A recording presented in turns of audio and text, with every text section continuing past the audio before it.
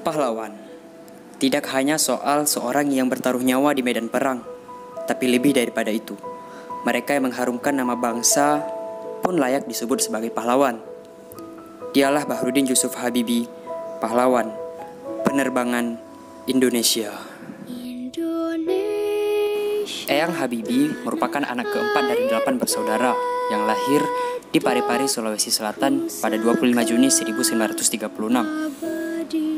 Beliau merupakan anak dari pasangan Alwi Abdul Jalil Habibie dan Raden Ajentuti Marini Puspowardoyo, yang merupakan seorang ahli pertanian dan ibu beliau seorang dokter spesialis mata. Tetap dipuja-puja bangsa. Habibie kecil adalah anak yang gemar membaca buku dan sangat aktif bertanya serta memiliki rasa keingintahuan yang tinggi. Beliau lahir dalam keluarga yang religius, di mana ia sering dibacakan oleh ayahnya ayat-ayat Al-Quran. Kecerdasan Habibie menghantarkan beliau berkuliah di Institut Teknologi Bandung pada saat itu bernama Universitas Indonesia Bandung pada jurusan Teknik Mesin. Baru menjalani studi 6 bulannya di ITB, beliau memutuskan berpindah kuliah ke Jerman pada Universitas Rheinisch-Westfälische Technische Hochschule atau RWTH Aachen di Jerman.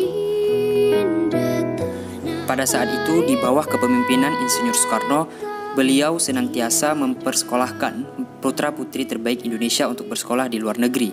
Tetapi B.J. Habibie tidak mengambil beasiswa tersebut. Beliau memilih untuk bersekolah di bawah biaya ibunya sendiri. Bagi bangsa yang memujanya. Kegigihan sang ibu memotivasi dirinya untuk terus giat belajar. Akhirnya beliau lulus dengan predikat summa cum laude sebagai diploma engineering dan melanjutkan menjadi asisten profesor hingga mendapat beasiswa studi doktoral dan lulus pada usia 28 tahun dengan predikat summa cum laude.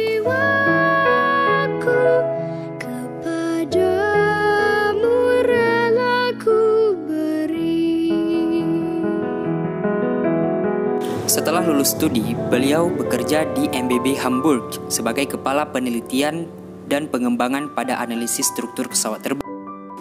Beliau memiliki karir yang sangat bagus di MBB Hamburg. Beliau juga banyak menyumbang teori-teori yang sangat bermanfaat, seperti teori faktor Habibie yang menghitung keretakan pesawat terbang sampai ke material atom sekalipun, sehingga beliau disebut sebagai Mr. Craig.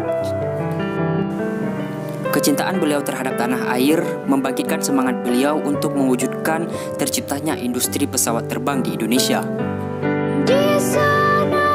Setelah mengemban amanat sebagai Menteri Negara Ristek selama 20 tahun dan Kepala BUMN Industri Strategis selama 10 tahun, beliau dipilih pada 1955 untuk memimpin proyek pembangunan pesawat terbang N250 Gatot Kaca yang menjadi pesawat pertama Indonesia yang diproduksi oleh IPTN atau Industri Pesawat Terbang Nusantara.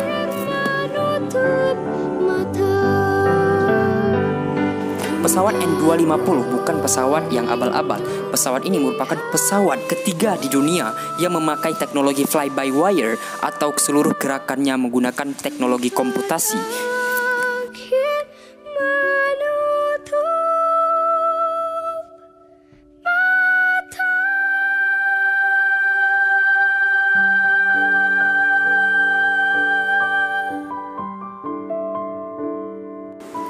Namun sangat disayangkan, pada 1998 industri pesawat terbang Nusantara ditutup karena IMF memberi syarat kepada Indonesia yang ingin meminjam 5 miliar US dollar pada saat itu untuk mengatasi krisis ekonomi dengan salah satu syarat tidak memberikan subsidi kembali kepada IPTN.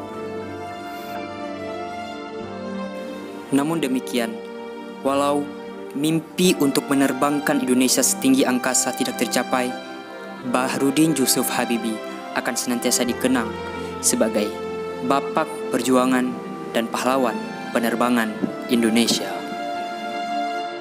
Saya tidak marah, kecewa, tapi saya tidak mau mengeluarkan waktu dan tenaga saya untuk mengeluh dan menyalahkan siapa saja sehingga ini tidak terjadi. Saya harus lihat dari sudut positifnya. Jangan lupa ya, saya membuat ide strategis itu bukan ide saya. Ide bangsa Indonesia yang dicetuskan oleh Bung Karno. Saya tidak sama sekali ikut serta. Anda tidak tahu sampai detik-detik terakhir pun tidak tahu bahwa... Saya tidak pernah lihat itu. Tidak ikut serta. Saya hanya dapat surprise. Jadi saya ngalah untuk menang. Yang menang itu siapa? Rakyat.